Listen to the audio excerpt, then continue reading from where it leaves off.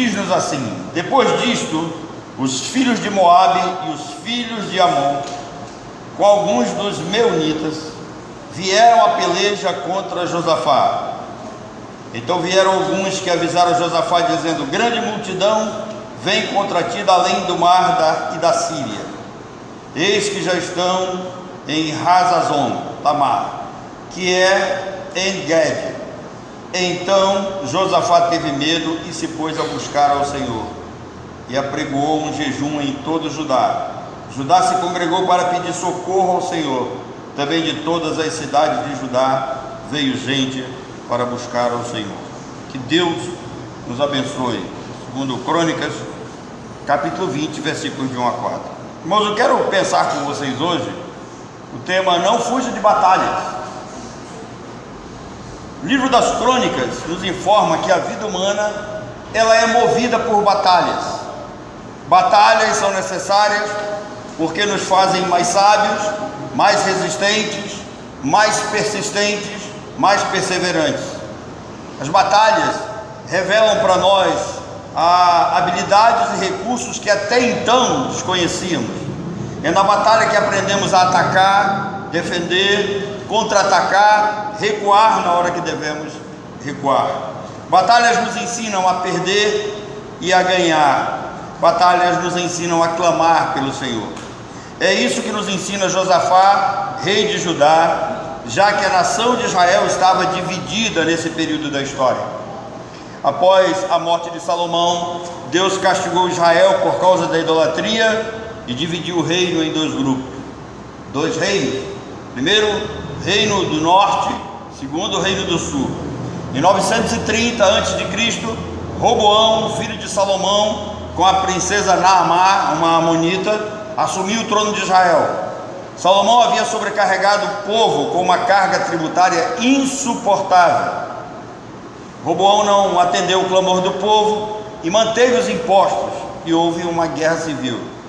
Israel foi dividido em dois reinos. O reino do norte continuou sendo chamado de Israel, enquanto o reino do sul passou a ser chamado de Judá. A divisão fragilizou Judá, que ficou apenas com duas tribos, Judá e Benjamim. Em Jerusalém estava o templo de Salomão, com toda a sua riqueza, muito ouro, muita prata. Isso despertou a ganância do inimigo, ou dos inimigos que estavam próximos, que planejaram destruir Jerusalém e saquear toda a sua riqueza. Sucessivas batalhas aconteceram, e Judá foi se tornando frágil diante dos inimigos. O verso 1 do capítulo 20 diz que os amonitas e os moabitas vieram a peleja contra o rei Josafá. Jerusalém estava cercada e o exército muito fragilizado, eles não teriam como resistir à luta. Certamente eles seriam destruídos e derrotados.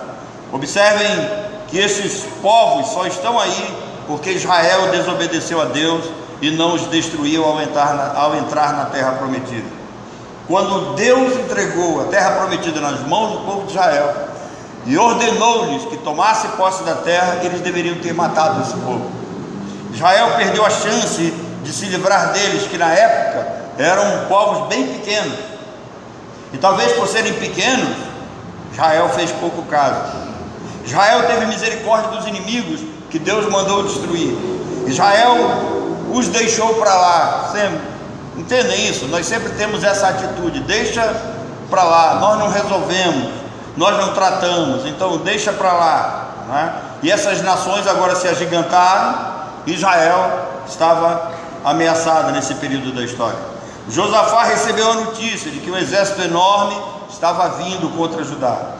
Josafá se desespera porque o inimigo já está mais perto do que ele imaginava e era maior do que eles poderiam suportar.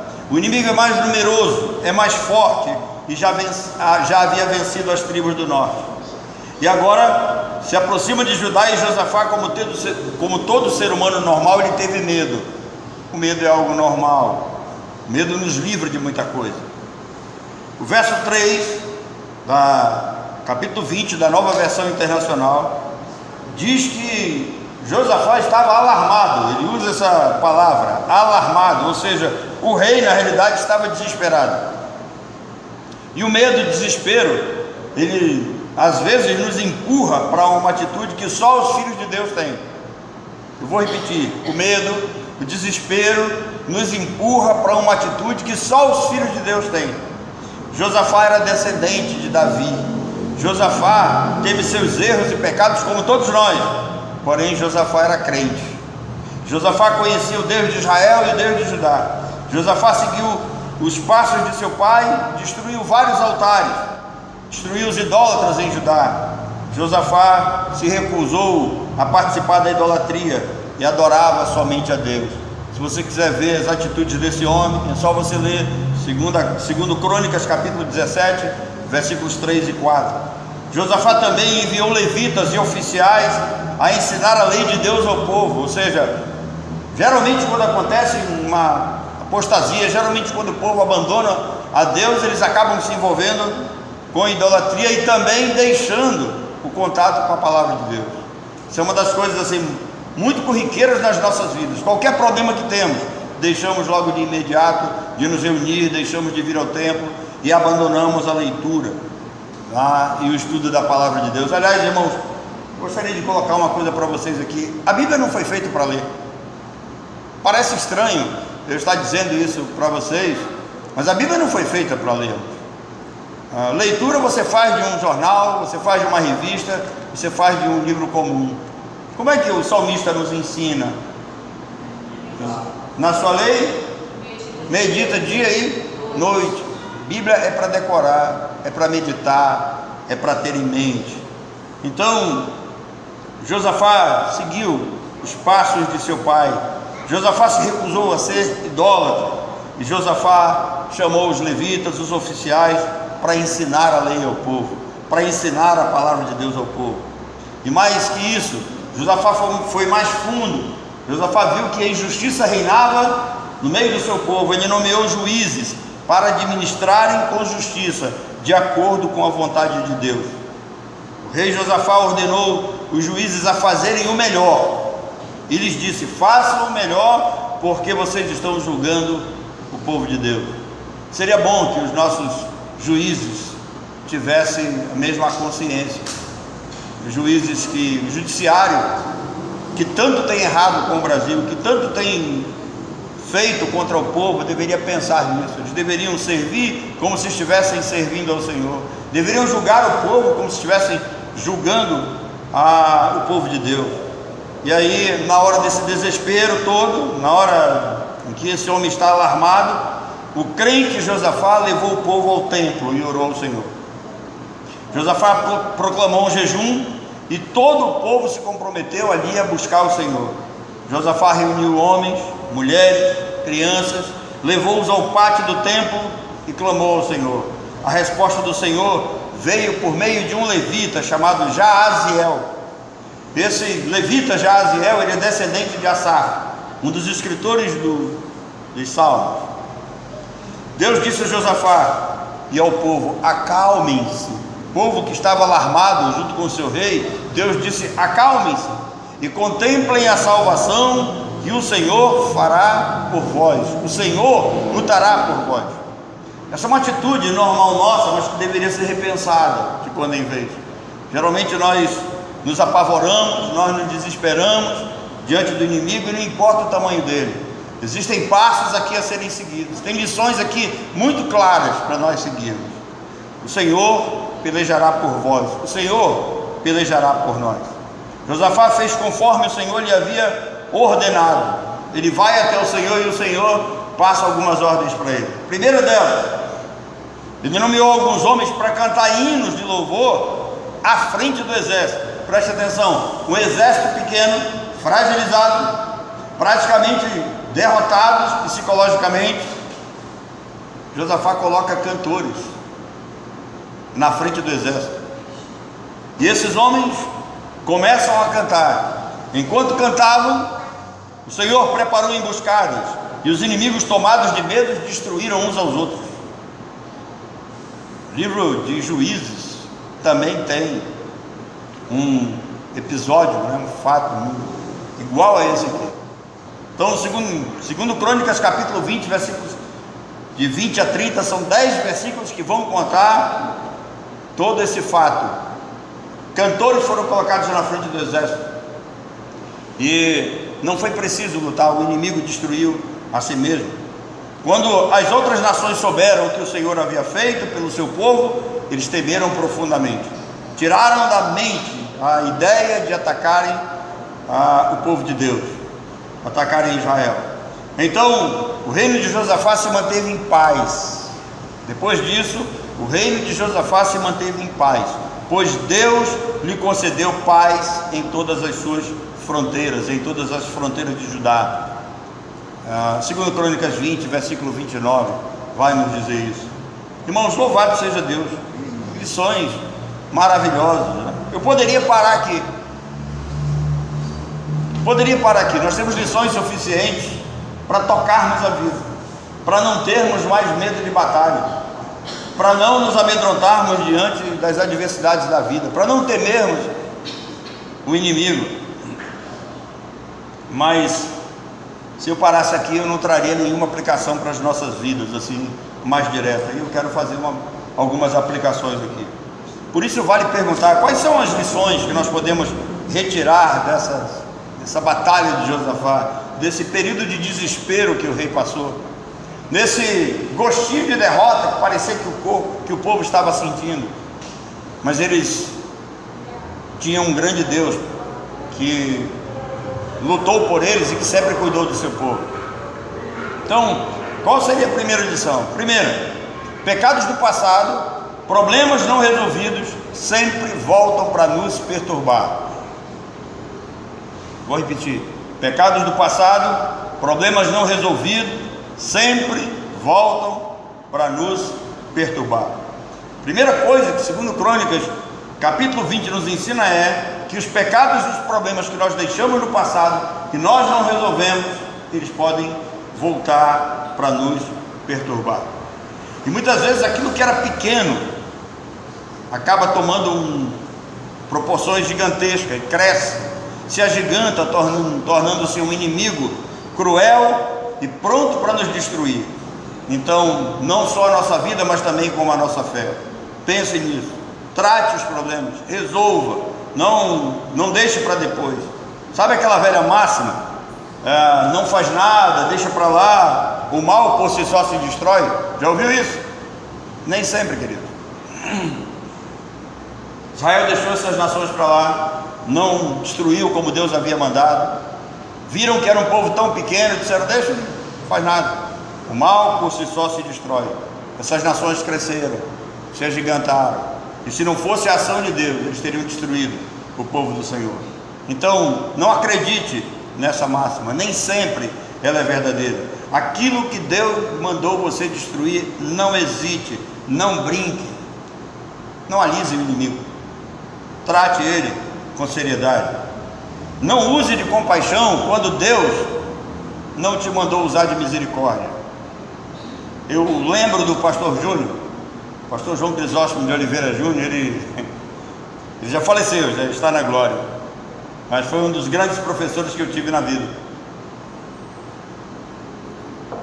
O pastor Júnior era pastor da Igreja Presbiteriana Central, pastor auxiliar.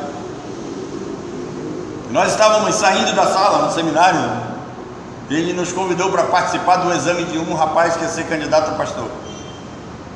E o rapaz vai passar pela banca, e aí o Júnior está conversando com os outros pastores, e alguém perguntou assim: e aí, nós vamos pegar leve? Ele disse: não, pega bem pesado.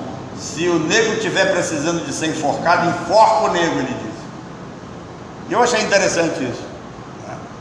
Por quê? Porque às vezes, eu e o pastor Dinei, nós sabemos dessas histórias. Eu vi muitos pastores do IBBA passar a mão por cima de certos candidatos que não tinham a menor condição.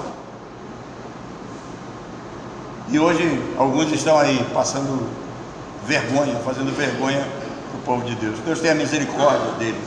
Então, não use de compaixão quando Deus não te mandou de usar compaixão. Aquilo que precisa ser destruído, destrua. Aquilo que precisa ser quebrado, quebre. Aquilo que precisa ser rompido, rompa. Não deixe para depois. Foi o rei Josafá que ouviu do profeta Jeú, filho de Hanani, Em 2 Crônicas, capítulo 19, versículos 1 e 2, ele diz assim: devias tu ajudar ao perverso, amar ao ímpio e tratar bem aqueles que odeiam o Senhor, que aborrecem o Senhor. Hoje pela manhã nós vimos aqui um ponto interessante. Nós achamos que pelo fato de crermos na eleição, nós achamos que todo mundo que está dentro da igreja é eleito, né? Nós achamos que todos estão salvos. Irmãos, nem sempre é assim. Hoje nós vimos que Deus chamou a sua igreja, o propósito final sempre foi a igreja. E aí nós vimos que Deus levantou Israel, e depois Israel, por sua idolatria, por sua rejeição, ele também é rejeitado. E aí Deus se volta para os gentios, para a igreja. E quando Deus se volta para os gentios, é para provocar ciúmes em Israel. Mas nós vimos que Deus chamou os eleitos não só dentre os judeus, mas também dentre os gentios. Então nós aprendemos que se Deus chamou dentre os judeus, nem todo judeu é israelita de fato, nem todo judeu é de fato eleito. O apóstolo Pedro vai nos chamar a atenção com relação a isso, e ele diz que nós devemos confirmar cada dia a nossa vocação e a nossa eleição. Então nós não temos que aprender isso. Cuidado em amar aqueles que aborrecem o Senhor, cuidado no envolvimento com aqueles que odeiam o Senhor, com aqueles que não têm nenhum relacionamento com Deus. O apóstolo Paulo nos recomenda fazermos, a tratarmos, a nos relacionarmos em primeiro lugar com os da família da fé. Isso pode envolver até aqueles que carregam a nossa consanguinidade. Então, a segunda lição que esse texto nos ensina é: durante a batalha, antes de culpar os outros e o diabo, analise o seu passado. Isso é muito comum nosso. Vocês lembram? Adão culpou quem? Eva culpou quem? E a serpente? Coitada, ficou com ela. Tem mais ninguém. Então, durante a batalha, antes de culpar os outros e até o diabo, hoje o diabo leva a culpa de tudo, né? Analise o seu passado. Muitas coisas que passamos é porque nos acovardamos no passado e deixamos para lá o que não deveria ter sido deixado no passado. Nós não tratamos como deveríamos tratar. O que deveria ser resolvido foi varrido para debaixo do tapete, e todo sujo varrido para debaixo do tapete, uma hora esse tapete apodrece e você vai sentir o mofo, o bolor desse sujo enviado para debaixo do tapete. Não deixe para amanhã o que você tem para fazer hoje. O inimigo cresce e se agiganta. Tome providência. Não culpe os outros, não culpe o diabo pelas suas falhas, pelas suas fraquezas. Não fuja das batalhas, não tenha medo de batalhas. Elas têm um propósito de Deus na sua vida. Deus está trabalhando em cada um de nós. Deus está trabalhando nesse barro que é você. Volte-se para o Senhor. Você é crente mesmo? Não se alarme. A regra é simples: venha ao templo, clame ao Senhor. Josafá, ele não se escondeu no palácio, ele não se cercou da sua guarda real, ele não se acovardou, ele não mandou o povo ficar em casa, não mandou o povo fugir, não mandou o povo se esconder. Hoje em dia nós temos um hábito, eu diria, triste. Ficamos logo em casa, qualquer coisinha, né?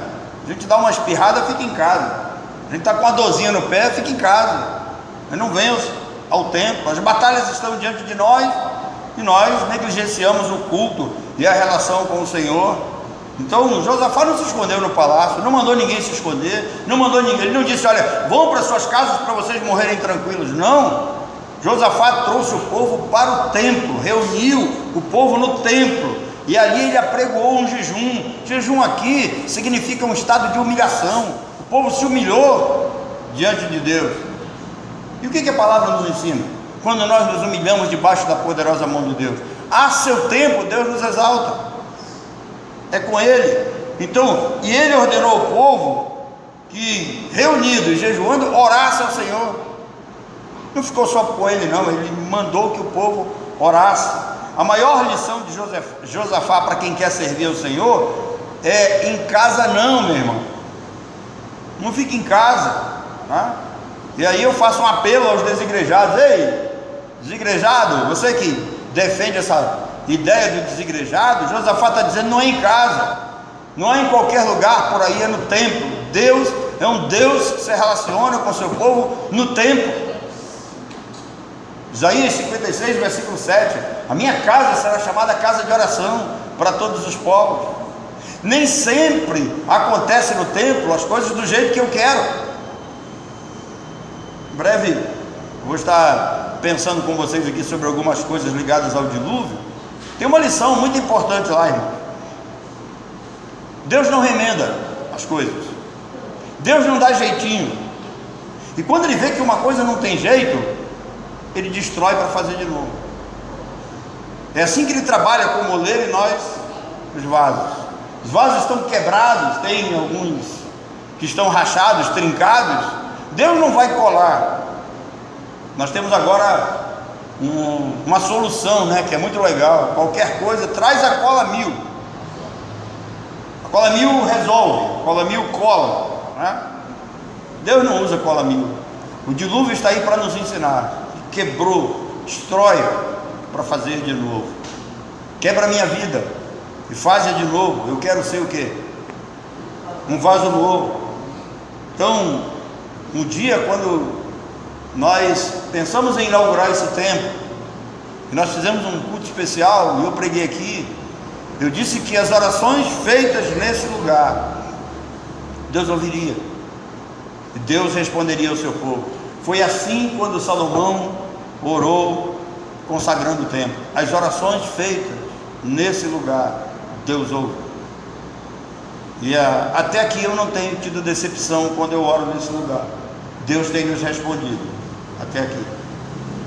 Então, Josafá não me deixa mentir. As orações feitas nesse lugar, Deus ouve. Leva o povo para o templo, humilhe-se diante da poderosa mão de Deus. Orem, busquem ao Senhor. Deus vai responder. Ele é Senhor. Quarta lição: humilhe-se a ponto de você colocar Deus acima de tudo e de todos na sua vida. O jejum proclamado por Josafá significa humilhação. Hoje em dia as pessoas usam o jejum como uma espécie de barganha. Eu vou jejuar para Deus me dar alguma coisa ou para eu receber alguma coisa. Esdras capítulo 8, versículo 21 vai nos ensinar.